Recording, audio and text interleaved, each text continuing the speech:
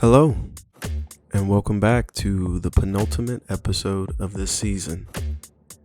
My name is Jamichael, and the podcast you're listening to is called Marked by Words, the place where themes and lessons leave a mark on you, just like a tattoo. Today's episode is a retelling of a dream that I had years ago. As I reflect on it today, the concept of pride stands out to me. How we as people will choose to bear the pain of something to the point that that very pain not only consumes you, but the ones closest to you as well. So let's get to it, shall we? This story is called The Serpent.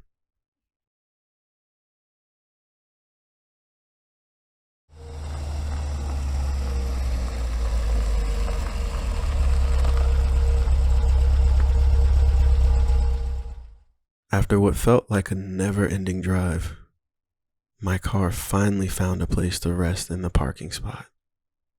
Even with all of my excitement, I felt like I could pass out from exhaustion at any moment. Right here, in this very parking lot. I turned the key in the ignition and my car stopped humming, then leaned back into my seat, taking a deep breath while resting my eyes. But a swift knock on my window didn't allow that moment to last long. My eyes slowly opened to see a face peering into mine. A smile stretched across it. And though I was so tired, dead even, I managed to wear a warm smile in return. I mean, it is Dave. It's my best friend. As soon as I got out of my car to hug him, a drink was immediately placed in my hand. I guess the party begins, huh? I say to Dave.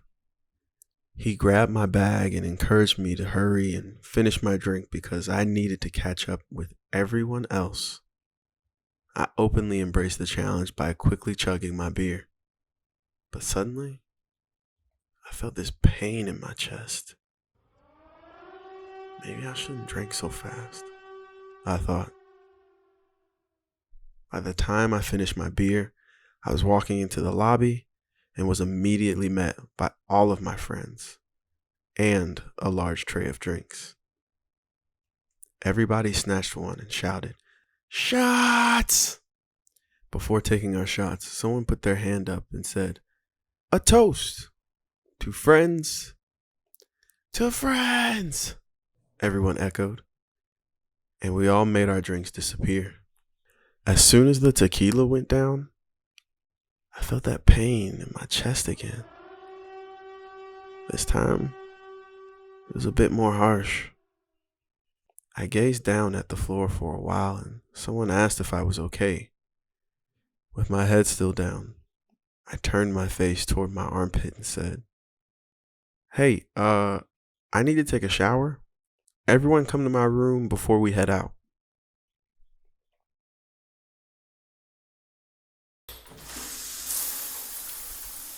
Once I got in the shower, the pain returned. The more I lathered up, the more the pain would reveal itself. The part that felt the most strange was that this pain, it was in motion. It didn't stand still. I felt this pain shooting through all parts of my body. So much so that I couldn't finish bathing myself. I just had to jump out of the shower. Before I even managed to get dressed, I could already hear the sound of my friends on the other side of the bathroom door, blasting music, having a good old time. I'm still not sure how they managed to get in, but it doesn't even matter at this point. I'm just glad they're enjoying themselves. In what felt like a single motion, I got dressed and joined the party.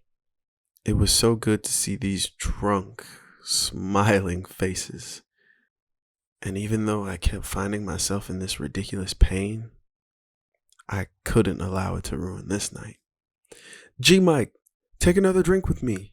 Someone cheered as they slapped their hand across my back. I howled. Everyone stopped what they were doing to look me over and see if I was okay.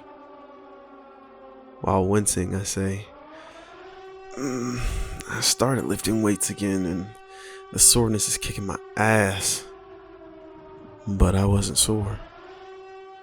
This pain wasn't leaving and it continued to grow worse by the second. By the time this pain reached its peak, everyone was ready to go to the bar. I was barely able to keep my composure. Hey, I'm actually going to use the bathroom and I'll just meet y'all down in the lobby, I said. Okay, but hurry up, everyone cheered. As soon as my friends left the room, I collapsed to the floor. I was in agony. With one final wince, I happened to see something crawl from my sleeve. It was a snake. It glided across the room, all around me as if it was teasing me. I tried catching it. I mean, why wouldn't I? Especially if this was the thing that was causing me all this pain, all this time. But I couldn't catch it. Not even close to it. Every effort just left me more frustrated as I continued to swipe and stomp at it. And after some passing moments, the snake looked bigger. Not anything drastic, but it no longer looked like it could so easily fit in my sleeve anymore. And with its new size, it seemed more confident. I could have sworn that I saw it staring me in the eyes. I could feel my heart beat from the tips of my fingers. I knew that I needed to catch this thing soon, before it grew too big for me, before I would eventually become the prey.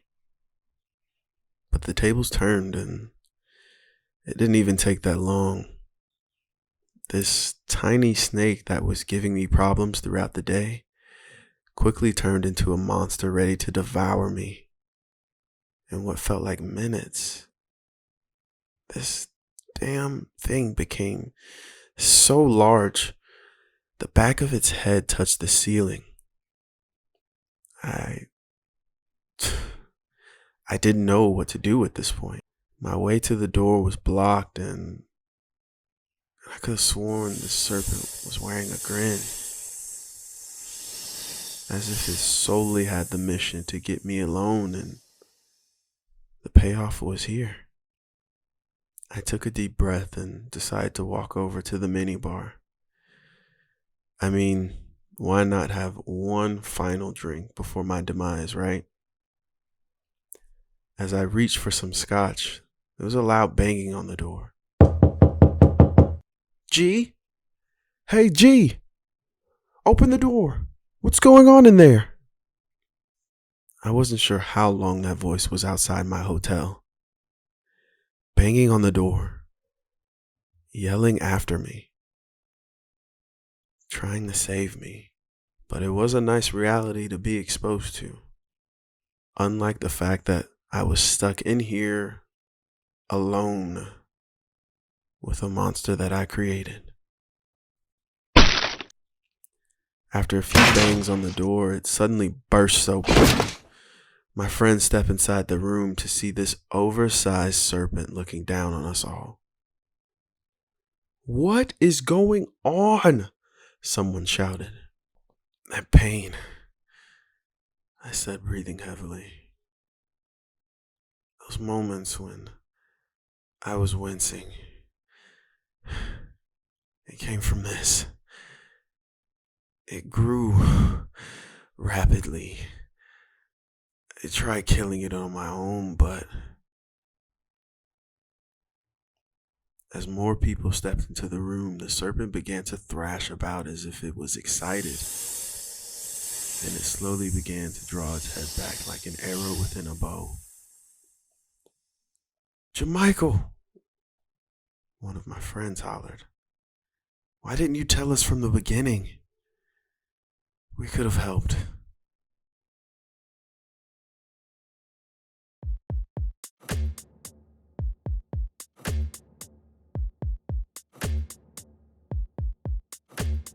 Thank you for listening to today's episode. If you enjoyed the work, tell a friend to listen in. You can also stay up to date on the latest episodes by subscribing on whatever platform you listen to podcasts on. The Marked by Words podcast was brought to you by me, Jamichael Prude, and hopes to bring forth creativity through storytelling and conversations highlighting a myriad of subjects. Thank you for listening.